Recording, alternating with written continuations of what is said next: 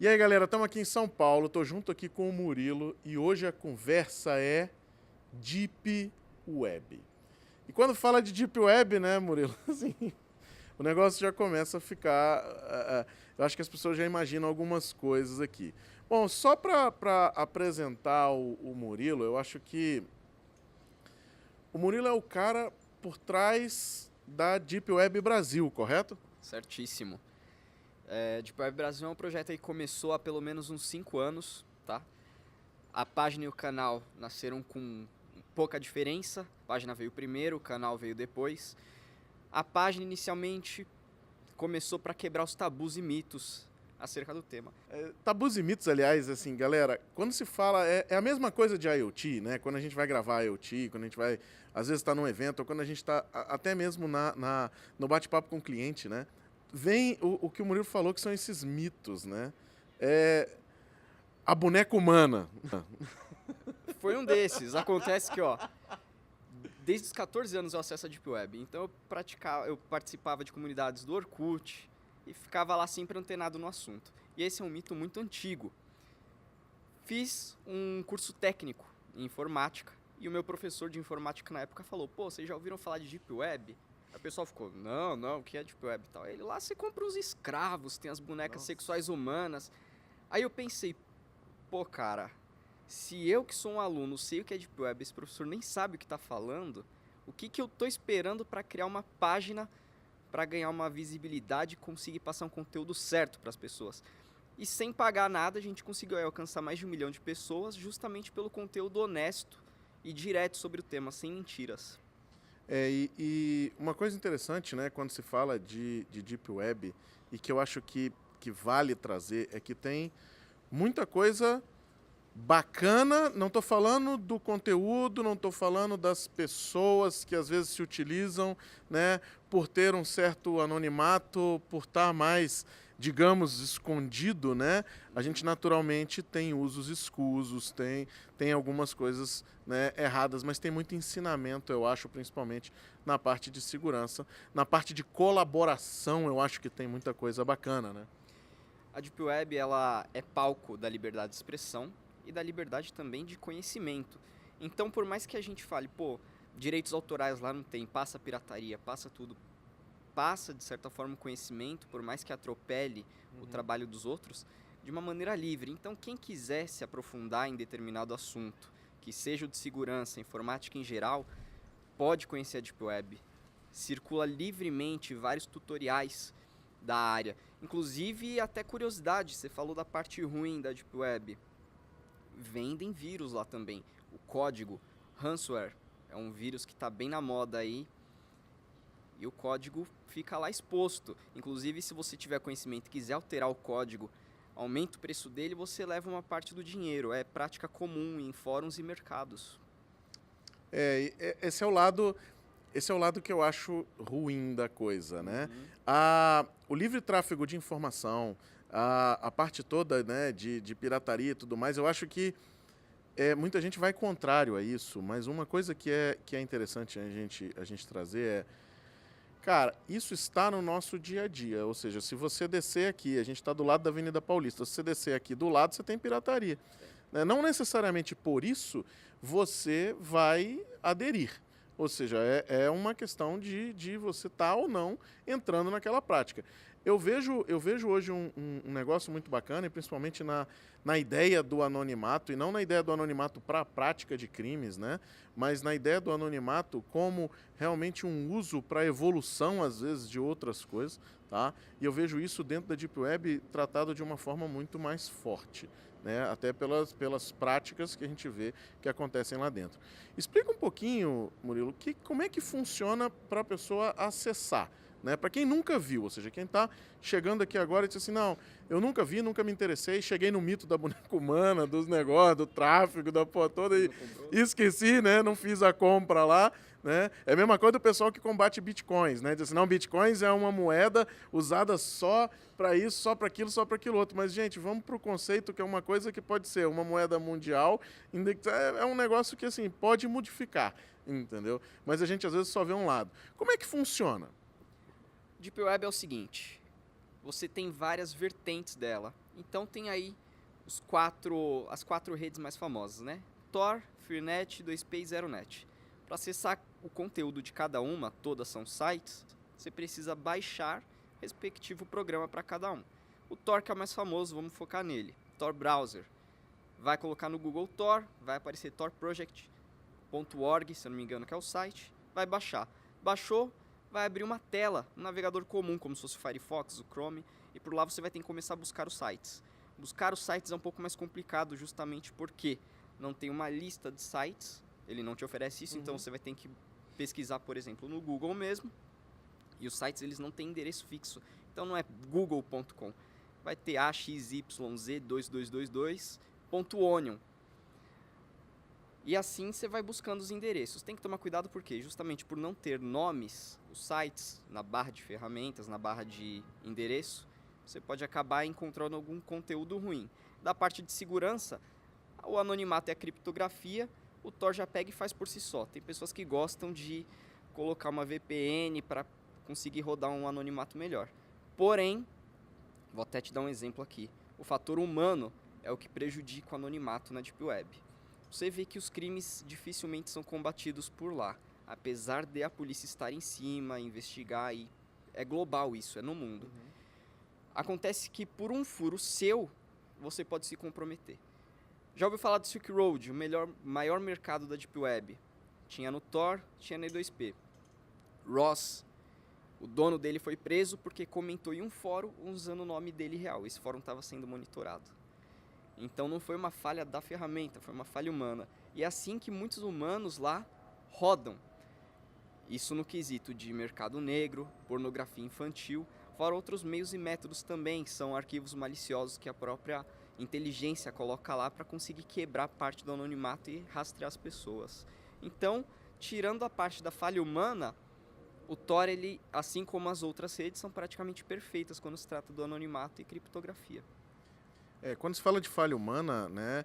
E aí, novamente, aqui nós não estamos na incitação nem de maneira alguma trazendo a ideia da prática da pornografia infantil, da prática da venda do ilícito, de nada disso, né? A ideia nossa aqui é trazer o conceito da coisa e como isso pode ser utilizado para outras coisas, que é onde eu quero chegar já com algumas práticas que dá para trazer para dentro de internet das coisas, né? Mas quando se fala de falhas humanas, uma coisa muito interessante é que é a mesma problemática de coisas simplórias, né? Vamos falar de passwords hoje. É o cara que tem o password, anota num post-it e coloca pregado na lateral da baia. É o cara que tem a mesma senha para tudo, aí o pessoal invade um site que é extremamente simples de ser invadido, né? E aí diz, nossa, mas o cara entrou e roubou meu e-mail do Gmail. E não é o cara roubou o seu e-mail do Gmail, você deu a senha para ele, porque você usa 1, 2, 3, altera, entendeu? E tá lá com... Aí bota uma exclamação no final e ele diz assim, não, agora eu tenho uma senha segura, né? E fala para todo mundo. Então a engenharia social, essas práticas todas, é onde roda realmente o negócio. Mas uma questão que é bacana é assim, para quem quer acessar, é perigoso do cara, por exemplo, estar sendo roteado ali, ou seja, na tentativa dele estar entrando, ele na verdade está sendo porta de saída para essa Surface, alguma coisa desse tipo? Tá. Teve um erro recente descoberto no Tor, já foi corrigido inclusive, que era o seguinte: o anonimato se dá assim, eu estou acessando, você está acessando. Você libera a sua porta, eu libero a minha porta, faz um embaralhamento e vai passando de porta em porta até os outros, e assim faz a criptografia, se dá o anonimato. Acontece que um desses nós, que a gente não chama de porta, são nós, conseguia interceptar os dados. Então, no momento que eu passava por ele, ele conseguia colher todo tipo de informação que eu estava soltando na rede. Esse era o perigo. Foi um erro da ferramenta e foi corrigida. Só que pode acontecer de novo, né? E aí é interessante o seguinte, o cuidado é sempre muito é um bem necessário, digamos assim, né? E às vezes você é o inocente útil, né, na coisa. Então assim, eu acho muito bacana, o anonimato existe, a coisa toda existe, mas existe também uma necessidade de conhecimento. Existe também uma necessidade de informação para que você seja anônimo de verdade ou para que você realmente esteja trafegando por áreas, digamos, seguras, né? E para que você não caia, às vezes, num fórum monitorado, numa coisa. Então, eu acho que cabe, e aí eu acho que cabe cautela, né, das pessoas nesse tipo de acesso. Existem iniciativas do governo americano, por exemplo, de fazer mapeamento, né, de alguns governos, de polícias internacionais, né? Então, tem muito monitoramento em cima disso. Tem. E o anonimato é aquela, não parte só da ferramenta. A ferramenta, como eu já disse, é perfeita, mas também não adianta você entrar criptografado e acessar um fórum com o nome Murilo. Murilo e Anélia ainda, que devem ter vários no mundo. Então tem que ter essa cautela. Tem o anonimato da ferramenta, mas você também precisa estar sempre com a sua máscara. Não passe seu nome real, evita passar sites que você frequenta, e-mails, senhas, nicknames que você costuma usar na internet convencional, esquece quando for usar lá também. E mantém sempre assim a sua identidade real resguardada do que pode ter por lá, seja um criminoso ou até mesmo cair na malha fina sem querer por causa de outros, né? E o que é interessante é que, assim, são dicas que, para você, para mim, que vamos, às vezes, buscar informações lícitas, né? A gente está se usando do meio, a gente está buscando a informação, está buscando conhecimento, o objetivo não é ser ilícito, mas você está dentro de um meio aonde você pode ser punido, às vezes, por estar dentro do meio, né? E aí é que é o complicado. É o que acontece, por exemplo, falei, tem que ter cuidado com os sites que você acessa, já que não tem os nomes. Você cai em um site de pornografia infantil, não tem volta, já foi. Você vai ter que pagar por isso, você não sabia onde você estava indo, entendeu? Então tem que se precaver desse tipo de situação. Quando a gente fala de estar indexado ou não estar indexado, né? Tem gente que não entende o que é isso. É a ideia de, às vezes, é o seu site que você não entende como é que chega uma pessoa no seu site. Você cria aquela sua página, o WordPress, ou seu próprio HTML, né? Ou seu outro sistema, e você não entende, assim, disputa, como é que esse cara caiu aqui? Como é que veio esse camarada, né? Na verdade, você está indexado por mecanismos de busca. Quando a gente fala da Deep Web, você não está indexado, ou seja, você vai ter que saber para onde você quer ser roteado para você conseguir chegar. E aí temos mais um advento que é a Darknet, né? Quais são as diferenças assim básicas? A Deep Web, como você já bem citou, não está indexada no Google. É tudo, qualquer informação, qualquer site, qualquer e-mail não indexado no Google. Um exemplo que eu costumo dar por aí, é a intranet, uma rede de uma empresa. Tá online? Tá. Você pode acessar remotamente e tal, só que você põe no Google, não acha. Ela é uma Deep Web. A Darknet, diferente dela, é uma parte da rede que você precisa de ferramentas especiais para acessar. Então são os casos dos sites do Tor, são grupos de bate-papos tal da RetroShare, que você sabe que está ali na internet, mas precisa do Tor e da RetroShare para ter o acesso, senão não funciona. Beleza. Deixa eu só entrar num assunto aqui, que é o assunto de pesquisa da gente, e que aí eu acho que a Deep Web tem muito a nos trazer, que é o seguinte. Quando a gente fala de internet das coisas, de conectividade, né, dessa falta de privacidade que já existe, eu acho que a Deep Web tem muito, muito a nos ensinar. Inclusive tem projetos já de começar a fazer hubs de dentro de casa, né? Porque hoje quando você conecta uma lâmpada, conecta um device, né? Coloca teoricamente, sua casa inteligente, né? Eu costumo dizer que às vezes é melhor você deixar a chave do lado de fora, é mais prático, né? Do que você até gastar dinheiro com algumas coisas. Não estou falando aqui de ferramentas, de appliances de mercado e tudo mais, mas estou falando daqueles caseiros que às vezes você faz hobby, né?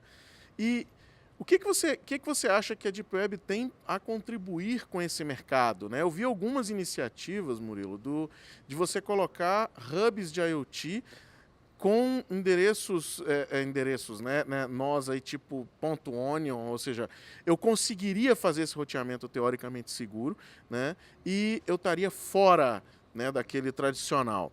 Eu acho que é um começo, é um início de uma chama para que a gente veja coisas mais seguras, né? E aí, por isso que eu vejo a Deep Web como um advento interessante das pessoas conhecerem. Tá? Justamente. Eu acho que pegar essa parte da criptografia e de estar fora da internet convencional é um trunfo para quem quiser explorar esse lado da segurança. O problema é que assim, a Deep Web é uma área que está em ascensão, está crescendo. Então hoje não é explorado vulnerabilidades dela. Dificilmente acontece esse tipo de coisa. Então você não vê por aí um monte de brecha acontecendo, um monte de testes sendo realizados em diversos patamares da internet ou da tecnologia em geral. A questão é que implementando uma coisa dessas em um hub, como você disse, vai surgir aquela galera que vai testar, os profissionais de segurança, vão começar a tentar atropelar os mecanismos. E é uma tendência natural. Isso é o mercado de trabalho funcionando.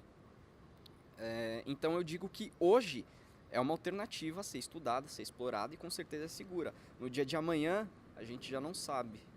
Eu acho que essa ideia, né, de pessoas, a partir do momento que você entra nessa camada, de você ter gente da própria camada fazendo essa iniciativa, né, de tentar burlar, de tentar entrar e tudo mais, eu acho que é mais vantajoso até quando se fala, porque é muito lindo aquela teoria de que não, vai dar tudo certo e ninguém tem problema nenhum, né? Não, eu já mitiguei todos os problemas de segurança e tudo mais. Eu acho que há um crescimento muito grande, né, nisso aí. E vejo com bons olhos, ou seja, vejo um mercado que tende a cada vez mais se tornar especialista, cada vez mais se tornar seguro com relação a esse nível de conectividade que a gente tem. E vejo a Deep Web como algo que vem para somar, né, nesse modelo. Novamente, eu acho que tem algumas práticas que são feitas e que eu vejo muita gente falando como sendo, não, são interessantes e tudo mais, eu não vejo como tão interessantes assim, né? Mas vejo uma coisa como você falou, né, um mercado em extrema ascensão, tá? Para a gente conseguir andar e para a gente principalmente conseguir ter mundos melhores aí para frente, mais seguros e que a gente tenha a nossa individualidade. Eu acho que aí sim parte para uma coisa bacana. Quem quiser conhecer um pouco mais Deep Web, quais são os seus canais? facebook.com/Deep Web Brasil Oficial, nossa página oficial do Facebook, e o canal do YouTube DW Deep Web, youtube.com/DW Deep Web, que tem vídeos aí ensinando a galera como acessar diversas redes e também tomar os cuidados necessários para ter uma navegação completa e segura. Galera, queria agradecer a vocês. Murilo, muito obrigado pela conversa. Eu acho que tem alguns pontos, a gente está começando um estudo agora de IoT em cima disso e eu acho que eu vou convidar você de novo quando a gente tiver aí algo mais, digamos, palpável, né? Embora esse lance de você conseguir enxergar as coisas e tudo mais não seja muito uma visão, né, da galera que está aí abaixo da superfície, mas acho que eu vou convidar você de novo, se você aceitar naturalmente, para a gente bater um papo mais profundo quando a gente tiver alguma coisa mais tocável. Eu que agradeço a oportunidade de estar aqui, pelo convite também, e qualquer coisa que você precisar, se tratando de Deep Web, pode chamar que a gente aparece. Beleza. Valeu, galera. Curte aqui embaixo, assina o canal e vamos em frente. Valeu. Enquanto a gente gravava, né, rola uma parada aqui que é o seguinte, a gente está gravando de cima da cobertura de um prédio aqui em São Paulo. De repente surge um camarada, entendeu? E começa a preparar um veneno ali atrás. Aí a gente deu uma cortada, né? Eu disse, não, tudo bem, o cara tá preparando só um venenozinho ali atrás, mas tá tranquilo. De repente o cara botou a máscara, meu irmão, e a gente conversando aqui. Aí, pô, aí o cara passou e borifou o veneno. Veio da Deep Web, cara, né? Tá maluco. Começou a falar de Deep Web, aparecem essas coisas, entendeu? Então, assim, o mito da boneca humana, daqui a pouco surge um anão com a cabeça de madeira. Não é possível uma porra dessa aqui.